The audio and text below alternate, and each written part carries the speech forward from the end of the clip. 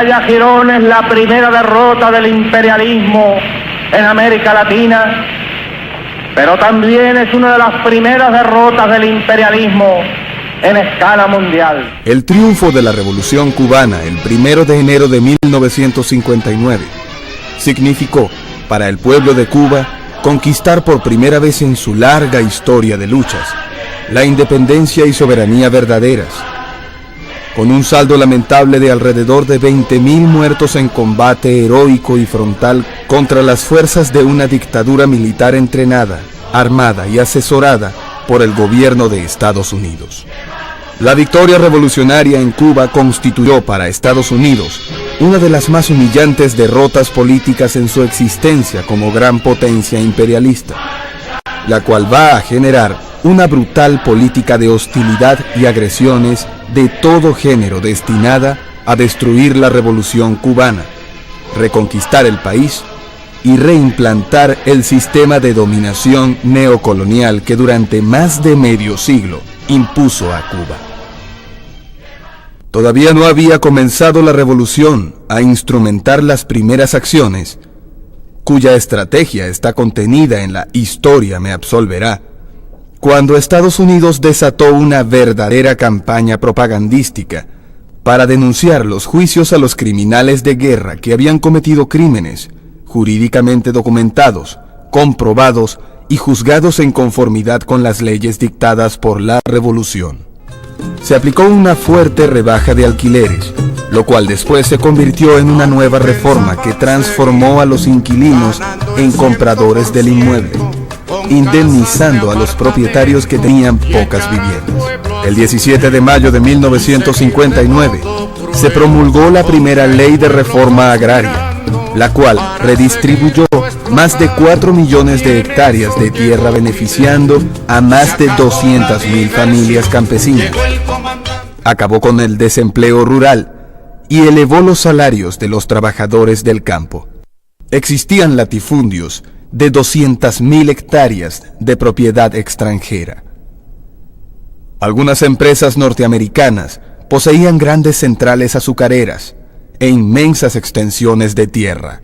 Las operaciones encubiertas organizadas desde Washington contra Cuba comenzaron algunas semanas después de la firma de la Ley de Reforma Agraria.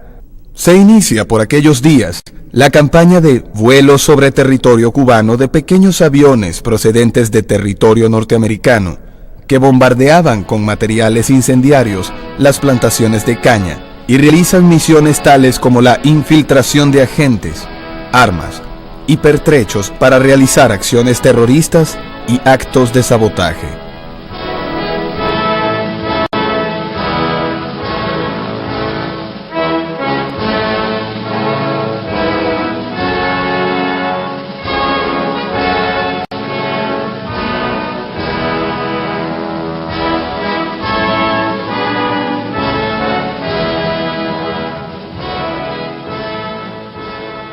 El influyente diario norteamericano New York Times, en su edición del día 10 de enero de 1960, denuncia que el gobierno norteamericano ha creado una base aérea y terrestre, la base Trax, ubicada en Retalhuleu, Guatemala, donde entrenan grupos de exiliados cubanos para derrocar a Fidel Castro. El 4 de marzo de 1960, en un muelle de La Habana, hicieron estallar un buque francés, el vapor La Coubre. El buque había cargado en Europa un importante lote de armamento y parque comprado a la industria nacional belga por el gobierno revolucionario, que estaba ya preocupado por las crecientes acciones agresivas de Estados Unidos. El cargamento fue saboteado por agentes de la CIA en el puerto de embarque, y los artefactos colocados hicieron explosión ese día mientras se realizaban las operaciones de descarga. Todas las acciones hostiles y agresivas ejecutadas por el gobierno de Estados Unidos contra Cuba, desde el mismo momento del triunfo de la revolución hasta el presente, han causado enormes pérdidas materiales y humanas al pueblo cubano, así como incalculable sufrimiento a los ciudadanos de ese país, penurias ante la carencia de medicamentos, alimentos y otros medios indispensables para la vida. El presidente Eisenhower aprobó el 17 de marzo de 1960 un programa de operaciones encubiertas contra Cuba y ordena a la Agencia Central de Inteligencia, CIA, que comience a organizar el entrenamiento de exiliados cubanos, principalmente en Guatemala y Nicaragua. La CIA llegó a crear más de 300 organizaciones contrarrevolucionarias.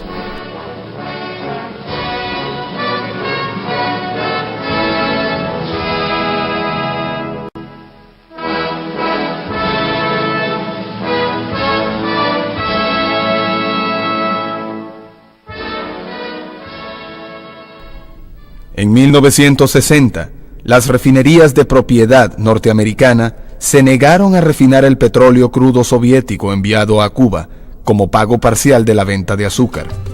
El gobierno revolucionario expropió las refinerías y anunció que determinaría sus propias políticas comerciales. Con casas de apartamentos y echar al pueblo a sufrir y seguir de modo cruel contra el pueblo conspirando para seguirlo explotando. Estados Unidos ejerció represalias, revocando su acuerdo sobre la cuota de azúcar, y se niega a cumplir una compra de 700,000 toneladas de azúcar cubana. Cuba respondió nacionalizando propiedades de ciudadanos norteamericanos. Aquí pensaban seguir ganando el 100% con casas de apartamentos y echar al pueblo a sufrir y seguir de modo cruel contra el pueblo conspirando para seguirlo explotando, y en eso llegó Fidel y se acabó la vida. El 3 de enero de 1961, el presidente de Estados Unidos, Dwight Eisenhower, anuncia la ruptura de relaciones diplomáticas con Cuba.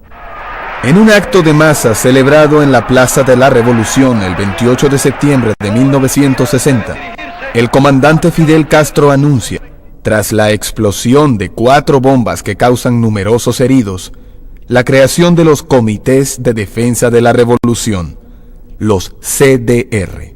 Los CDR se convierten en una organización popular de masas para ayudar a mantener la vigilancia, así como para aplicar programas tales como las campañas de vacunación y la distribución equitativa de los escasos víveres y las medicinas.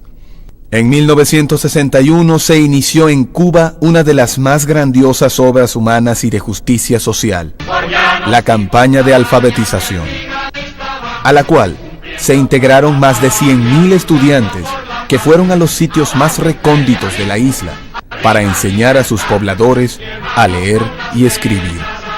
Paralelo a esta noble acción, la Agencia Central de Inteligencia, CIA, orientó a sus bandas a sembrar el terror para sabotear la campaña, ejecutando acciones criminales contra los adolescentes y jóvenes alfabetizadores que enseñaban a leer y a escribir.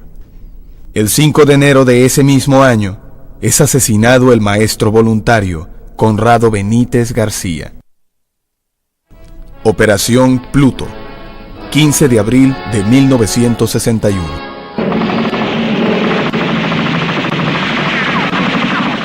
Como parte de los preparativos para la invasión, 8 aviones B-26 bombardean los aeropuertos militares de Ciudad Libertad, San Antonio de los Baños y el Antonio Maceo de Santiago de Cuba. Tal acción fue el preludio de la invasión mercenaria ocurrida más tarde.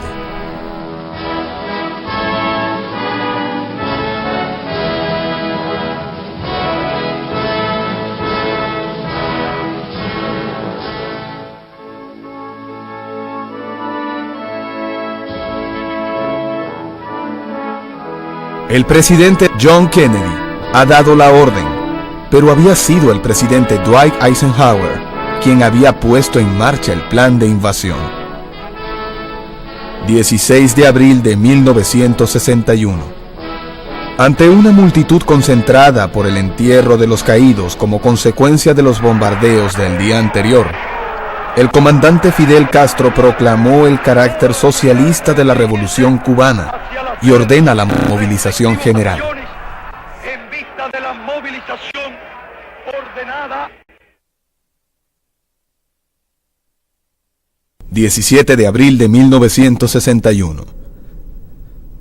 Una expedición de aproximadamente 1.500 hombres, integrada por criminales de guerra, exoficiales del ejército de Batista, hijos de terratenientes, de familias ricas y mercenarios organizados, entrenados y armados por la Agencia Central de Inteligencia, CIA, divididos en 7 batallones de 200 hombres cada uno y repartidos en 5 barcos de transporte, llegaban a Playa Girón.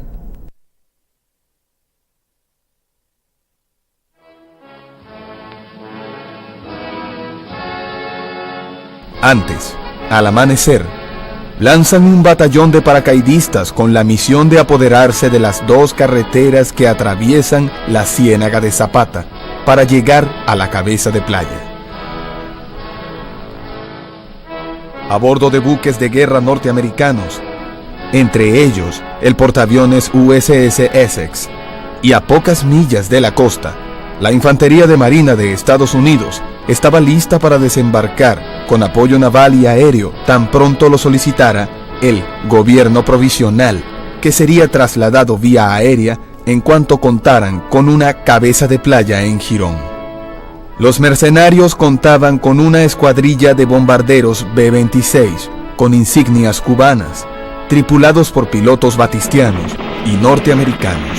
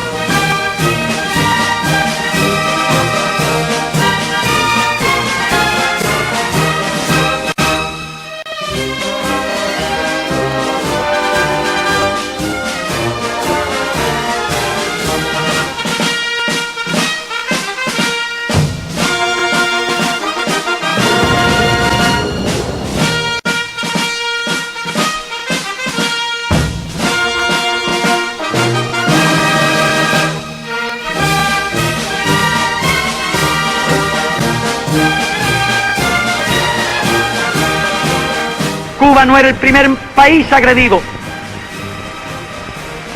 Cuba no era el primer país en peligro de ser agredido. En este hemisferio todo el mundo sabe que el gobierno de los Estados Unidos siempre impuso su ley, la ley del más fuerte. Desaparezca la filosofía del despojo y habrá desaparecido la filosofía de la guerra. En 60 horas consecutivas de combate, entre el amanecer del día 17 y las 6 de la tarde del 19 de abril, son derrotados después de una batalla encarnizada que costó la vida a más de 150 cubanos y centenares de heridos. Alrededor de 1.200 mercenarios fueron hechos prisioneros.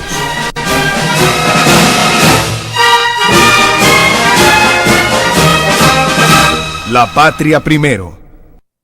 Orgullosos de ser bolivarianos. Prohibido olvidar.